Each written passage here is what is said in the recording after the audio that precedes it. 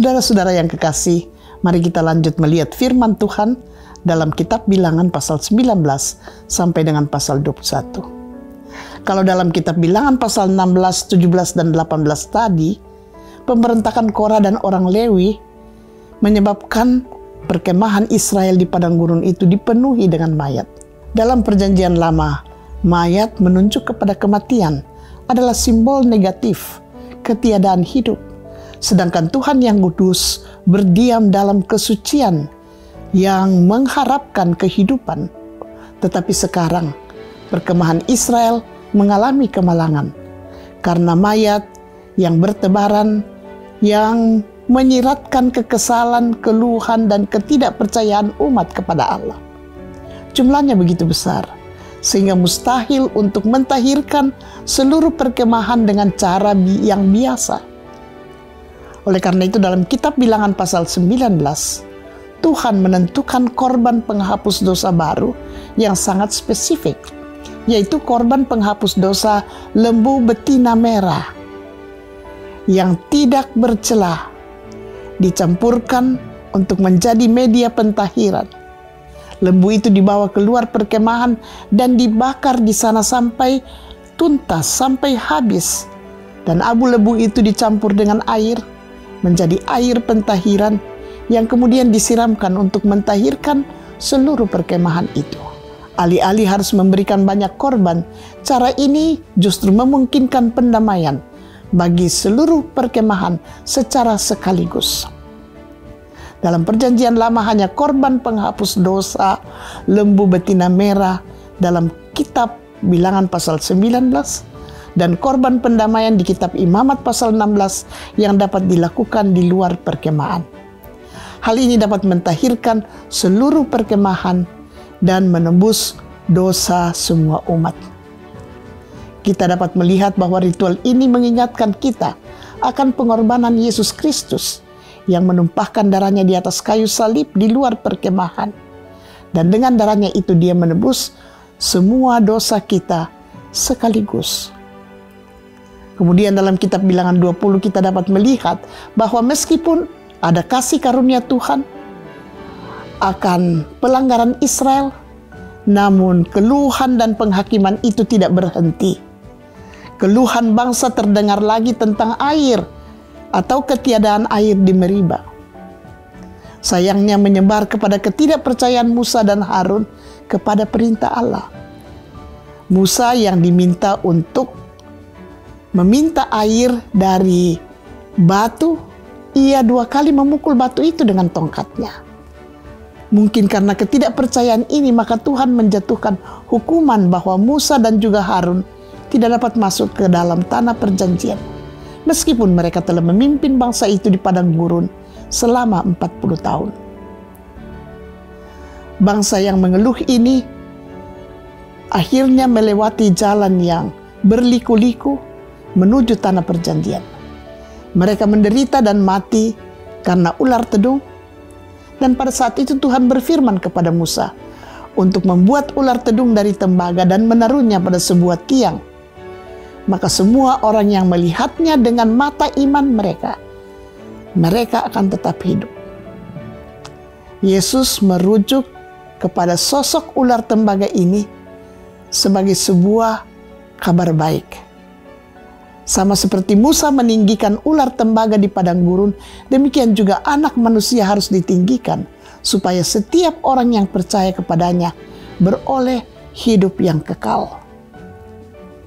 Saudara, pada hari ini juga, meski kita rusak dan berdosa di hadapan Tuhan, namun Tuhan mengaruniakan hidup yang kekal bagi semua orang yang memandang dengan iman kepada Yesus Kristus yang telah mati di kayu salib. Mari saudara-saudara, kita lanjut membaca kitab Bilangan mulai pasal 19 hingga pasal 21.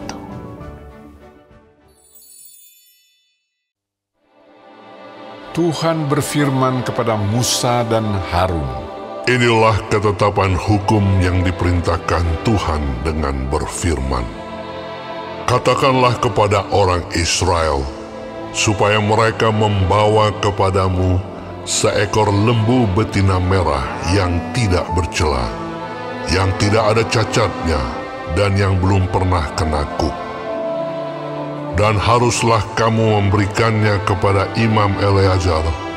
Maka lembu itu harus dibawa keluar tempat perkemahan, lalu disembelih di depan imam. Kemudian Imam Eleazar harus mengambil dengan jarinya sedikit dari darah lembu itu. Lalu haruslah ia memercikkan sedikit ke arah sebelah depan kemah pertemuan sampai 7 kali. Sesudah itu, haruslah lembu itu dibakar habis di depan mata imam. Kulitnya, dagingnya, dan darahnya haruslah dibakar habis bersama-sama dengan kotorannya. Dan imam haruslah mengambil kayu aras, hisop, dan kain kirmizi, dan melemparkannya ke tengah-tengah api yang membakar habis lembu itu. Kemudian haruslah imam mencuci pakaiannya dan membasuh tubuhnya dengan air. Sesudah itu masuk ke tempat perkemahan, dan imam itu najis sampai matahari terbenam. Orang yang membakar habis lembu itu haruslah mencuci pakaiannya dengan air dan membasuh tubuhnya dengan air, dan ia najis sampai matahari terbenam. Maka seorang yang tahir haruslah mengumpulkan abu lembu itu dan menaruhnya pada suatu tempat yang tahir di luar tempat perkemahan, supaya semuanya itu tinggal tersimpan bagi umat Israel untuk membuat air pentahiran. Itulah penghapus dosa. Dan orang yang mengumpulkan abu lembu itu haruslah mencuci pakaiannya, dan ia najis sampai matahari terbenam. Itulah suatu ketetapan untuk selama-lamanya bagi orang Israel dan bagi orang asing yang tinggal di tengah-tengahmu. Orang yang kena kepada mayat, ia najis 7 hari lamanya. Ia harus menghapus dosa dari dirinya dengan air itu pada hari yang ketiga, dan pada hari yang ketujuh ia tahir. Tetapi jika pada hari yang ketiga ia tidak menghapus dosa dari dirinya, maka tidaklah ia tahir pada hari yang ketujuh. Setiap orang yang kena kepada mayat, yaitu tubuh manusia yang telah mati, dan tidak menghapus dosa dari dirinya, ia menajiskan kemah suci Tuhan, dan orang itu haruslah dilenyapkan dari Israel, karena air pentahiran tidak disiramkan kepadanya, maka ia najis. Kenajisannya masih melekat padanya. Inilah hukumnya apabila seseorang mati dalam satu kemah. Setiap orang yang masuk ke dalam kemah itu dan segala yang di dalam kemah itu najis 7 hari lamanya. Setiap bejana yang terbuka, yang tidak ada kain penutup terikat di atasnya adalah najis. Juga setiap orang yang di padang, yang kena kepada seorang yang mati terbunuh oleh pedang, atau kepada mayat, atau kepada tulang-tulang seorang manusia, atau kepada kubur, orang itu najis 7 hari lamanya. Bagi orang yang najis, haruslah diambil sedikit abu dari korban penghapus dosa yang dibakar habis. Lalu di dalam bejana abu itu dibubuhi air mengalir. Kemudian seorang yang tahir haruslah mengambil hisop, mencelupkannya ke dalam air itu, dan memercikkannya ke atas kemah, dan ke atas segala bejana, dan ke atas orang-orang yang ada di sana, dan ke atas orang yang telah kena kepada tulang-tulang, atau kepada orang yang mati terbunuh, atau kepada mayat, atau kepada kubur itu. orang yang tahir itu haruslah memercik kepada orang yang najis itu pada hari yang ketiga dan pada hari yang ketujuh. Dan pada hari yang ketujuh itu haruslah ia menghapus dosa orang itu. Dan orang yang najis itu haruslah mencuci pakaiannya dan membasuh badannya dengan air, lalu ia tahir pada waktu matahari terbenam. Tetapi orang yang telah najis dan tidak menghapus dosa dari dirinya, orang itu harus dilenyapkan dari tengah-tengah jemaah itu, karena ia telah menajiskan tempat kudus Tuhan. Air pentahiran tidak ada disiramkan kepadanya, jadi ia tetap najis. Itulah yang harus menjadi ketetapan bagi mereka untuk selama-lamanya. Orang yang menyiramkan air penyuci itu, ia harus mencuci pakaiannya. Dan orang yang kena kepada air penyuci itu, ia menjadi najis sampai matahari terbenam.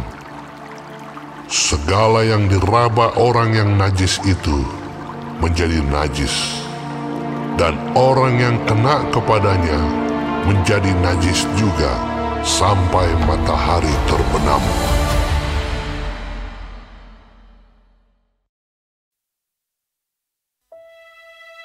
Kemudian sampailah orang Israel, yakni segenap umat itu, ke padang gurun Zin dalam bulan pertama. Lalu tinggallah bangsa itu di Kadesh. Matilah Miriam di situ dan dikuburkan di situ. Pada suatu kali, ketika tidak ada air bagi umat itu, berkumpullah mereka mengurumuni Musa dan Harun, dan bertengkarlah bangsa itu dengan Musa, katanya, "Sekiranya kami mati binasa pada waktu saudara-saudara kami mati binasa di hadapan Tuhan, mengapa kamu membawa jemaah Tuhan ke padang gurun ini, supaya kami dan ternak kami mati di situ? Mengapa kamu memimpin kami keluar dari Mesir untuk membawa kami ke tempat celaka ini, yang bukan tempat penabur, tanpa pohon ara, anggur dan delima, bahkan air minum pun tidak ada?" Maka pergilah Musa dan Harun dari umat itu ke pintu kemah pertemuan, lalu sujud. Kemudian tampaklah kemuliaan Tuhan kepada mereka. Tuhan berfirman kepada Musa, Ambillah tongkatmu itu, dan engkau dan Harun kakakmu harus menyuruh umat itu berkumpul. Katakanlah di depan mata mereka kepada bukit batu itu, supaya diberi airnya. Demikianlah engkau mengeluarkan air dari bukit batu itu bagi mereka, dan memberi minum umat itu serta ternaknya. Lalu Musa mengambil tongkat itu dari hadapan Tuhan, seperti yang diperintahkannya kepadanya. Ketika Musa dan Harun telah mengumpulkan jemaah itu di depan bukit batu itu, berkatalah ia kepada mereka, "Dengarlah kepadaku, hai orang-orang durhaka. Apakah kami harus mengeluarkan air bagimu dari bukit batu ini?"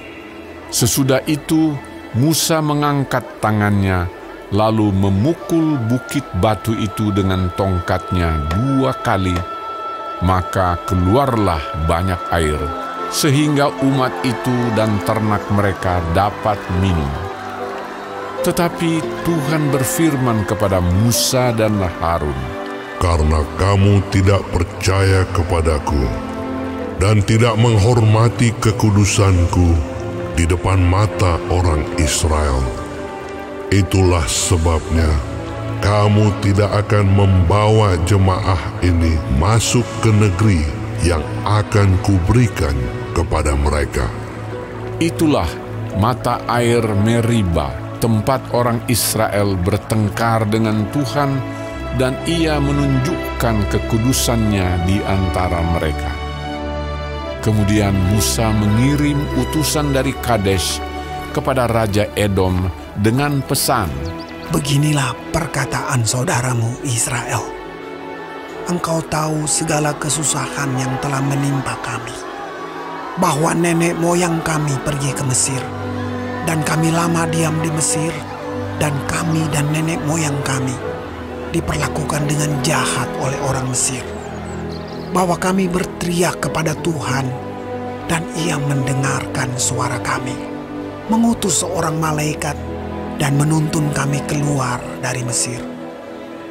Sekarang ini kami ada di Kades, sebuah kota di tepi perbatasanmu.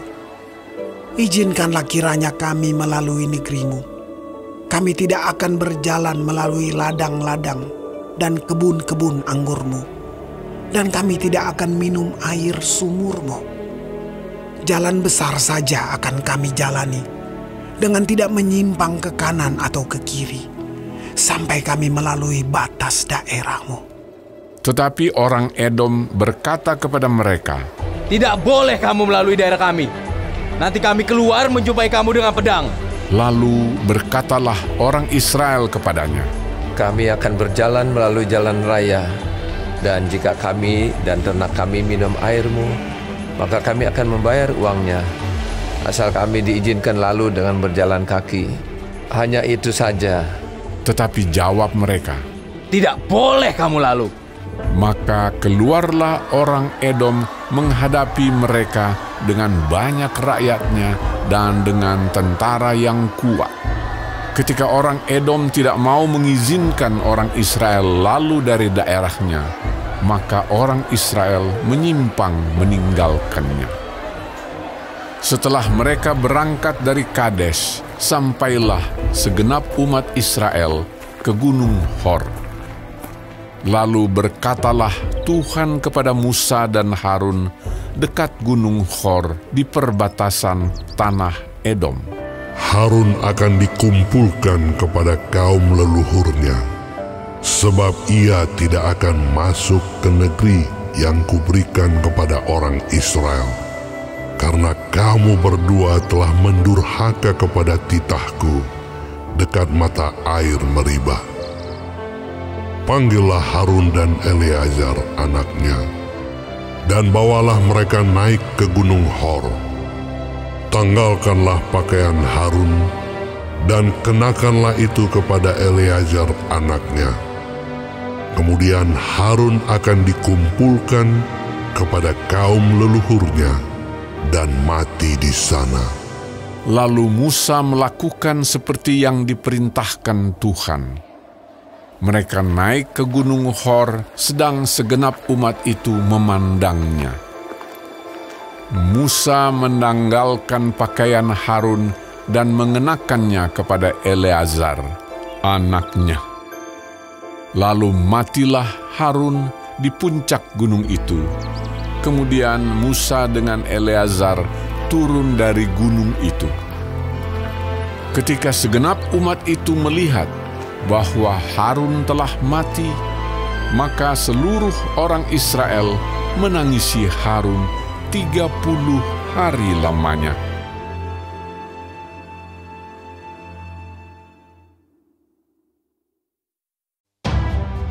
Raja negeri Arad, orang Kanaan yang tinggal di tanah Negeb, mendengar bahwa Israel datang dari jalan Atarim. Lalu ia berperang melawan Israel, dan diangkutnya beberapa orang tawanan daripada mereka. Maka bernazarlah orang Israel kepada Tuhan, katanya, "Jika engkau serahkan bangsa ini sama sekali ke dalam tangan kami akan menumpas kota-kota mereka sampai binasa." Tuhan mendengarkan permintaan orang Israel, lalu menyerahkan orang Kanaan itu. Kemudian orang-orang itu dan kota-kotanya ditumpas sampai binasa. Itulah sebabnya tempat itu dinamai Horma. Setelah mereka berangkat dari Gunung Hor, berjalan ke arah Laut Teberau untuk mengelilingi tanah Edom, maka bangsa itu tidak dapat lagi menahan hati di tengah jalan. Lalu mereka berkata-kata melawan Allah dan Musa. Mengapa kamu memimpin kami keluar dari Mesir? Supaya kami mati di padang gurun ini? Sebab di sini tidak ada roti dan tidak ada air. Dan akan makanan hambar ini kami telah muak. Lalu Tuhan menyuruh ular-ular tedung ke antara bangsa itu yang memagut mereka, sehingga banyak dari orang Israel yang mati. Kemudian datanglah bangsa itu mendapatkan Musa dan berkata, "Kami telah berdosa, sebab kami berkata-kata melawan Tuhan dan Engkau. Berdoalah kepada Tuhan, supaya dijauhkannya ular-ular ini daripada kami." Lalu Musa berdoa untuk bangsa itu. Maka berfirmanlah Tuhan kepada Musa, Buatlah ular tedung, dan taruhlah itu pada sebuah tiang. Maka setiap orang yang terpagut, jika ia melihatnya, akan tetap hidup. Lalu Musa membuat ular tembaga dan menaruhnya pada sebuah tiang. Maka jika seseorang dipagut ular, dan ia memandang kepada ular tembaga itu, tetaplah ia hidup. Kemudian berangkatlah orang Israel, lalu berkemah di Obot. Berangkatlah mereka dari Obot, lalu berkemah dekat reruntuhan di Abarim, di padang gurun yang di sebelah timur Moab.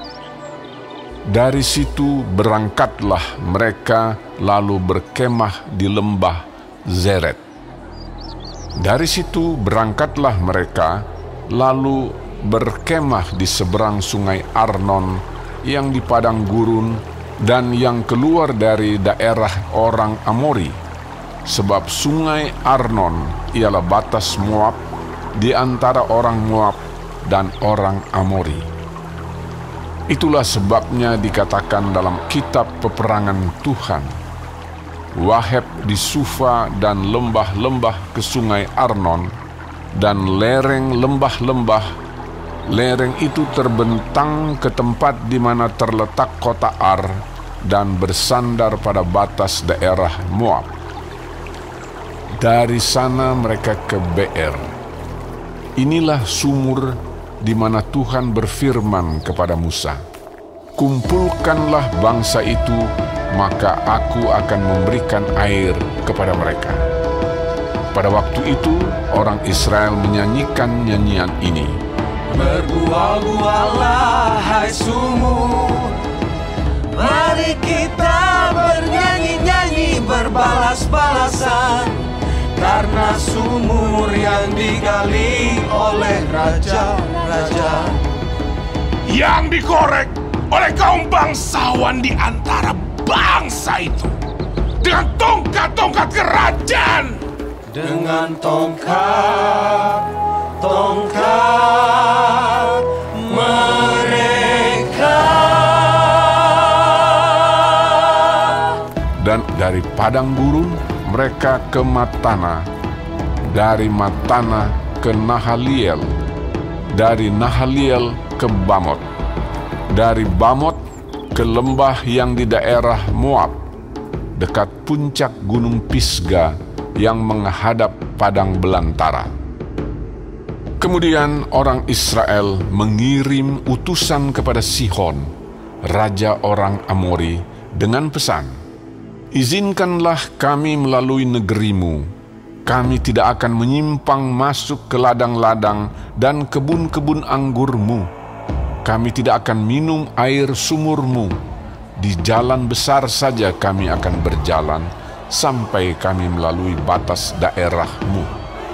Tetapi Sihon tidak mengizinkan orang Israel berjalan melalui daerahnya. Bahkan ia mengumpulkan seluruh laskarnya, lalu keluar ke padang gurun menghadapi orang Israel, dan sesampainya di Yahas, berperanglah ia melawan orang Israel.